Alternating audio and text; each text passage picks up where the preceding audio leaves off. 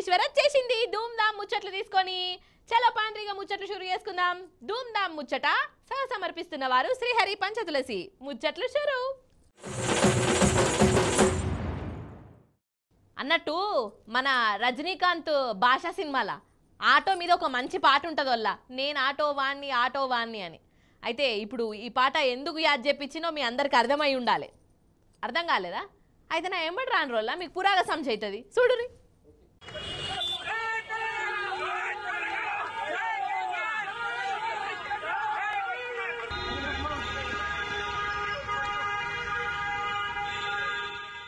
అగో ఈ ఆటో పోతుంటే జనాలు సెల్ఫీలు వీడియోలు తీసుకుంటుర్రు. ఇంతకు ఎవలబ్బా ఈ ఆటోలో ఉన్నది అంటారా? అగ చూడుర్రీ.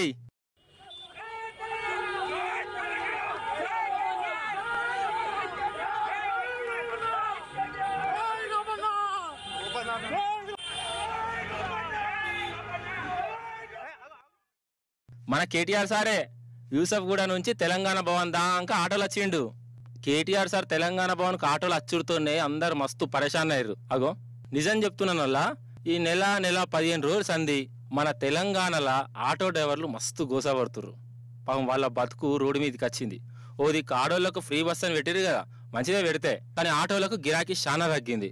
వాళ్ళని పట్టించుకునేటోళ్ళే లేరు. ఇప్పుడు ప్రభుత్వం జర సాయంగా ఉండాలని వాళ్ళు రోడ్ల మీద కూడా వచ్చిర్రు. అయినా వాళ్ళ మాట ప్రభుత్వంలో ఉన్నోళ్ళు ఎవరు ఇంటలేరట. అందుకే మన రామన్న ఇట్లా ఆటోలో ప్రయాణం కట్టి డ్రైవర్లకి ఇట్లా హిమ్మతి ఇచ్చిండల్లా. వాళ్ళకు సాయంగా ఉండాలని ప్రభుత్వాన్ని డిమాండ్ చేసిండు.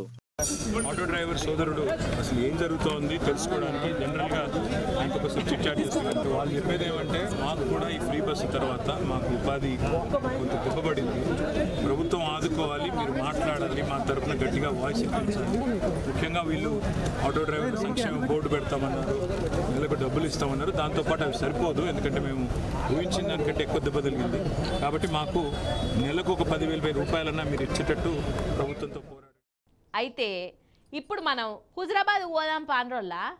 హుజరాబాదులా శివరామాలయం ఉన్నది, చాలా ఫేమస్. ఆ శివరామాలయంలోనే ఒక చిత్రంగల్ల ముచ్చట నడిచిందట. అక్కడి జనాలు స్పెషల్ దండాలు పెట్టుకుంటా, స్పెషల్గా కొబ్బరికాయలు కొట్టుకుంటా, స్పెషల్ పూజలు కూడా చేస్తారట. మరి గంతగానం స్పెషల్ ఎందుకో అరుచుకుందాం పాండ్రి. ఇదే రామాలయం హుజరాబాద్లోనే ఉన్నది. గుళ్ళే పోదాం మనం ఇప్పుడు. మరి అగో ఇటు సీతారాముల వారు ఉన్నారు, అటు ఆంజనేయుని విగ్రహం ఉన్నది, ఇటు శివలింగం కూడా ఉన్నది. దండం పెట్టుకోరి. అయితే జనం దేవుల దర్శనం కోసం గుడికి వచ్చిర్రోళ్ళ. అప్పుడే ఏమైందంటే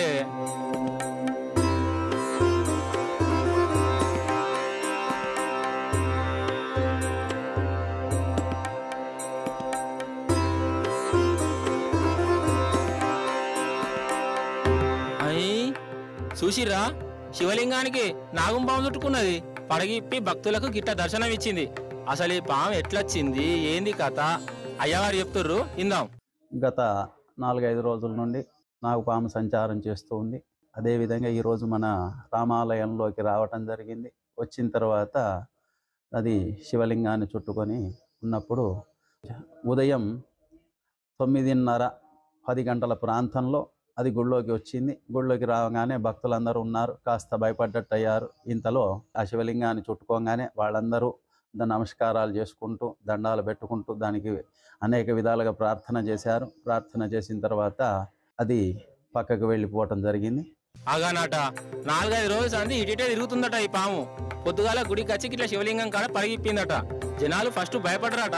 ఇక ఇదంతా దేవుళ్ళ మహిమే అనుకొని ఇక స్పెషల్ పూజలు చేసిర్రు. ఇక వెనకసిరి ఆ పాము దాంతో అది పోయింది. అది అన్నట్టు ముచ్చట. కానీ కుక్కలు నిజంగా విశ్వాసం గల్ల జీవాలు అని తాపకోపారి అవే వాటికవి రుజువు చేసుకుంటూనే ఉన్నాయోల్లా. నిజంగా మనుషుల కంటే కుక్కలే గ్రేట్ పో. కుక్కల ముందు మనుషులు పనికిరారు, ఇగో గిట్లనే అంటారు. ఇప్పుడు నేను చెప్పే ముచ్చట చూడుండ్రి. మరి గుడ్డిగా కనబడుతున్నది కదా, ఇది పోలీస్ టౌన్ మహారాష్ట్రలో ఉన్నది. రాజ్పూర్ పోలీస్ టౌన్ అట. ఈడ కుక్కలు ఇటు అటు తిరుగుతున్నాయి కదా. ఎందుకు తిరుగుతున్నాయో ఎరికేనా? అగో వెనక చూడుర్రి, ఏర్పాటు చేసిర్రా పులి, చిరుత పులి పోలీస్ టౌన్ కి వచ్చిందల్లా. ఇక చిరుత పులి దగ్గరకు వస్తే ఎట్లుంటదో, ఎంత టోళ్ళు అయినా గానీ వనకవలసిందే కదా. గట్లనే పోలీసోళ్ళు కూడా స్టేషన్ నుంచి పారిపోయిర్రు పానాలు దక్కించుకునేందుకు. కానీ కుక్కలు మాత్రం వాటి జిమ్మెదారిని మరవలే. ఆ పులి ఎంబడబడ్డాయి, ఆ పులి కూడా కుక్కల ఎంబడబడ్డది. జర చేపడదాంకా ఈ పులున్ను కుక్కలు దొంగ పోలీస్ అన్నట్టే అటు ఇటు ఉరికినే ఊళ్ళో. కానీ గాచారనుకున్న వాడెత్తు లాస్ట్ కు ఒక కుక్క ఈ పులికి చిక్కింది. అగో కుక్కను చంపి నోట్ల కరుచుకొని తీసుకుపోతున్న చూడురి, ఘోరం కదా. అసలు పోలీస్ స్టేషన్లకు పుల్లొచ్చుడేందోల్లా. కానీ ఏ మాట కా మాటనొల్లా ఈడ కుక్కల తెగింపు మాత్రం మస్తు నచ్చింది. పానాలు అడ్డం పెట్టి మరి ఆ పులిని ఎలగొట్టే ఉపాయం చేసినాయి. అన్నట్టు సుత్త అందుకొని మనిషి నెత్తి మీద కొడితే ఏమైతుంది? ఏంది మల్లీశ్వరి పూసుకున్న గంట మాట అంటివి? ఏమైతుంది ఏంది? తలకాయ 2 పచ్చలైతుంది, నువ్వు జైలుకు పోతావు అని కారడం ఆడతారా ఏంది? అది కూడా వాస్తవమే. కానీ మరి అదే సుత్తెతోని అద్దాన్ని కొడితే 1000 పచ్చలైతుంది అద్దం, మనం కొడితే పచ్చలైతుంది. కానీ అగో గీ అన్న కొడితే ఏమవుతుందో ఎరికేనా? చూడుండ్రి ఏమవుతుందో, పరిశాన్ అవుతారు సూతిరా అంటే.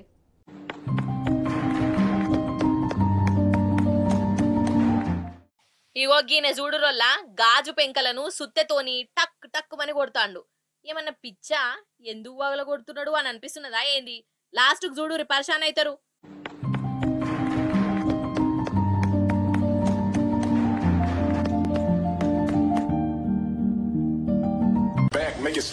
వరెవ్వా, అసలు నేను మనిషా లేకుంటే ఇంకేమన్నానా?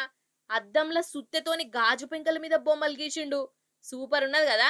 అసలు ఎవరన్నా పెయింట్తోని బొమ్మలు గీస్తారు, మట్టిల బొమ్మలు వేస్తారు, కానీ ఈయన సుత్తెతోని అద్దంలో బొమ్మలు వేసిండు. చాలా గ్రేట్ పో, శబాష్ అనుండ్రి మరి. అగో ఇంకోటి చూడు ఎట్లేస్తుండో.